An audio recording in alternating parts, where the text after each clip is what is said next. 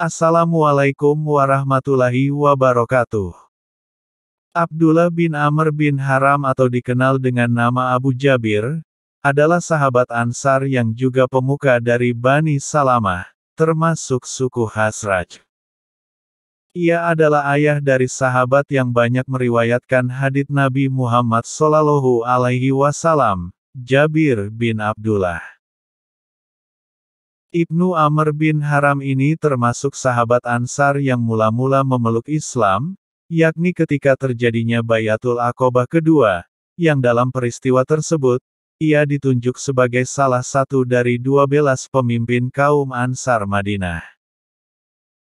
Ia juga termasuk dari Ahlu Badar, sahabat yang mengikuti perang Badar dan mendapat pujian Allah dalam Al-Quran dan jaminan masuk surga.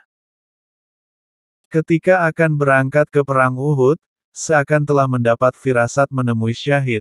Ia berkata kepada anaknya, Jabir bin Abdullah, "Wahai anakku, sungguh tidak kulihat diriku kecuali aku akan menemui ajal dalam pertempuran ini.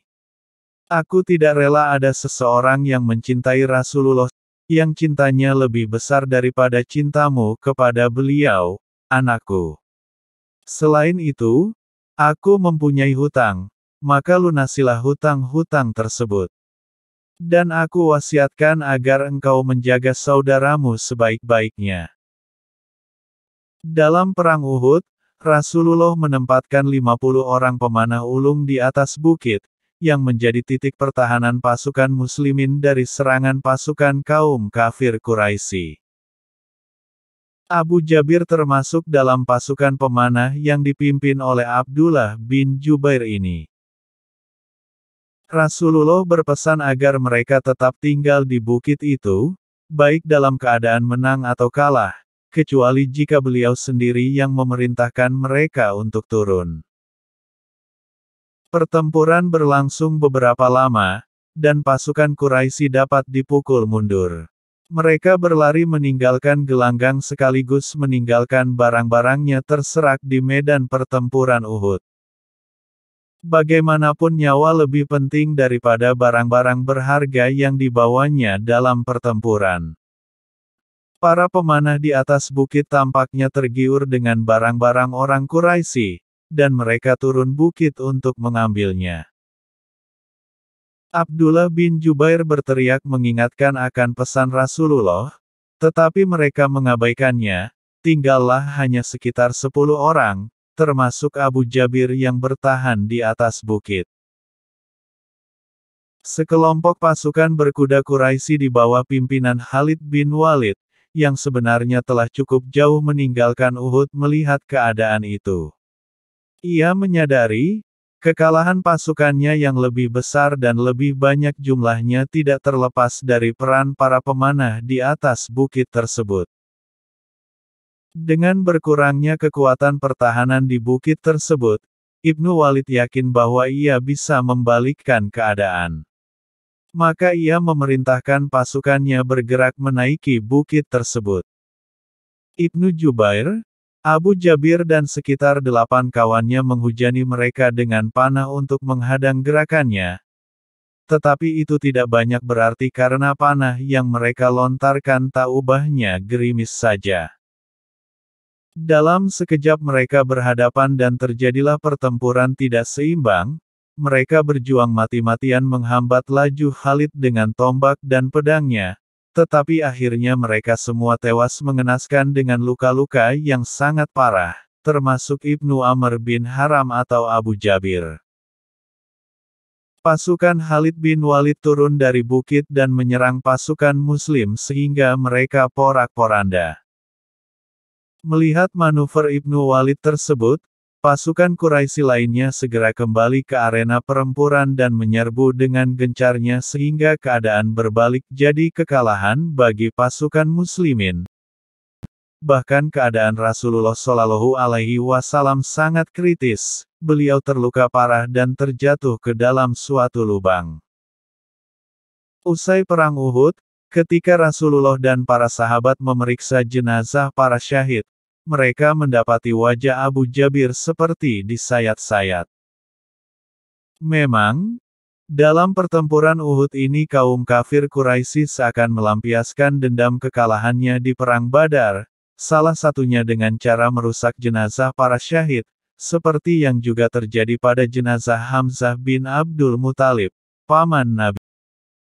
Jabir bin Abdullah, saudara-saudaranya, dan beberapa kaum muslimin lainnya mendatangi Uhud setelah pasukan Quraisy meninggalkan arena pertempuran.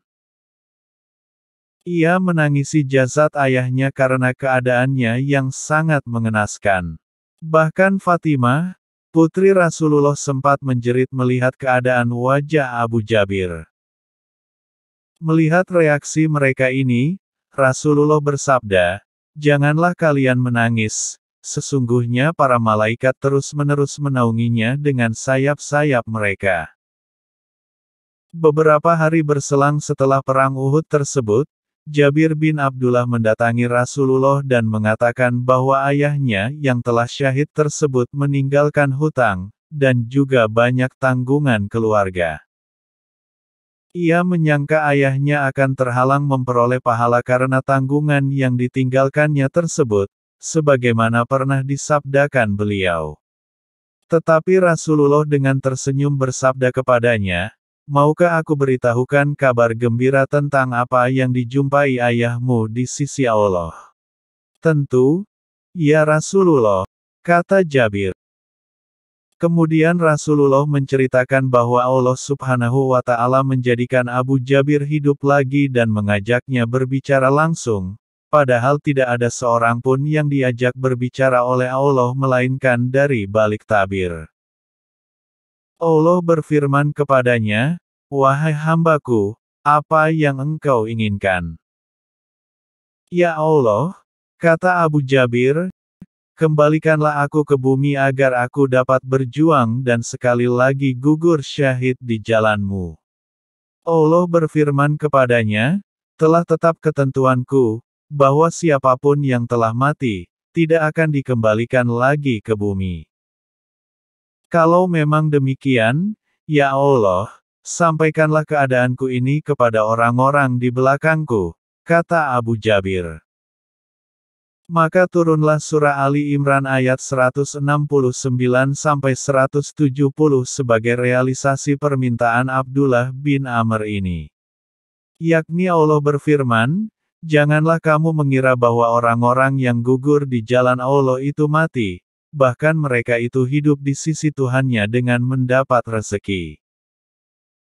Mereka dalam keadaan gembira disebabkan karunia Allah yang diberikannya kepada mereka, dan mereka bergirang hati terhadap orang-orang yang masih tinggal di belakang yang belum menyusul mereka, bahwa tidak ada kekhawatiran terhadap mereka dan tidak pula mereka bersedih hati." Sebagian riwayat lain menyebutkan, asbabun nuzul ayat tersebut adalah kesedihan sebagian besar sahabat karena syahidnya para sanak saudara mereka dalam perang Uhud, dan tubuhnya dirusak oleh orang-orang kafir Quraisy. Seolah-olah Allah memberikan hiburan kepada para sahabat yang masih hidup, sekaligus memberi motivasi dan semangat untuk terus berjihad di jalan Allah. Abu Jabir dimakamkan dalam satu lubang dengan sahabatnya yang juga syahid di perang Uhud, yakni Amr bin Jamuh. Rasulullah menyatakan bahwa dua orang itu bersahabat dan saling sayang menyayangi selagi hidup di dunia, sehingga sudah sepantasnya jika mereka tetap bersama dalam satu pemakaman.